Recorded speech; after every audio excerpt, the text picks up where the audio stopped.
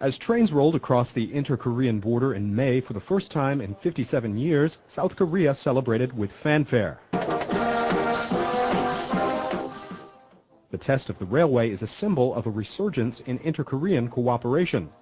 The two countries have never formally ended their 1950s war. Although relations have improved since 2000, ties cooled abruptly last October when the North tested its first nuclear weapon. But now the South is pushing ahead with its policy of economic engagement with the impoverished North. Seoul is expanding an industrial park in the North Korean city of Kaesong. Thousands of North Koreans work there in South Korean-owned factories. Bookings are picking up for a South Korean-operated tourism zone at the North's Kumgang mountain. And North Korean officials recently visited Seoul for minister-level talks. Peter Beck, Northeast Asia Director for the International Crisis Group, says all of this is made possible by Pyongyang's promise to dismantle its nuclear weapons programs. I mean, really, the February 13th breakthrough was viewed as a green light for Seoul to proceed full speed ahead with North-South cooperation activities. North Korea missed an April deadline to start shutting its main nuclear facility. Pyongyang blames the delay on a problem moving its money from a Macau bank. Beck, however, says South Korean aid may undermine the North's willingness to cooperate on the nuclear issue.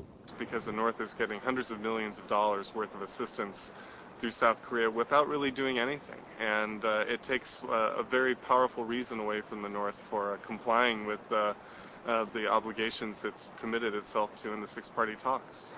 But most experts say South Korea's engagement policy is about more than eliminating North Korea's nuclear weapons. South Korean Prime Minister Han Duck-soo recently said his government wants to bring about slow change in the Stalinist North to help it strengthen its economy and open up to the world. Without opening of North Korean economy and without committing themselves to more reliance on markets, the fundamental solution of the problems will never be possible. Seoul also wants to avoid an economic or political collapse in the North. Ryu Kil-jae is a dean at Seoul's Kyungnam University Graduate School of North Korean Studies. 결국은 궁극적으로는 북한을 국제사회로 끌어내기 위한 In the long run, you need various tactics to help North Korea become part of international society. 남쪽과의 여러 가지 교류.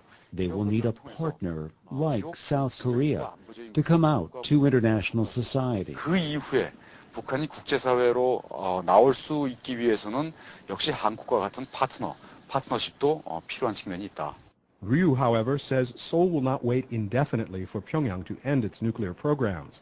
South Korea has delayed an aid shipment of rice to the North until it takes the first step of the February agreement.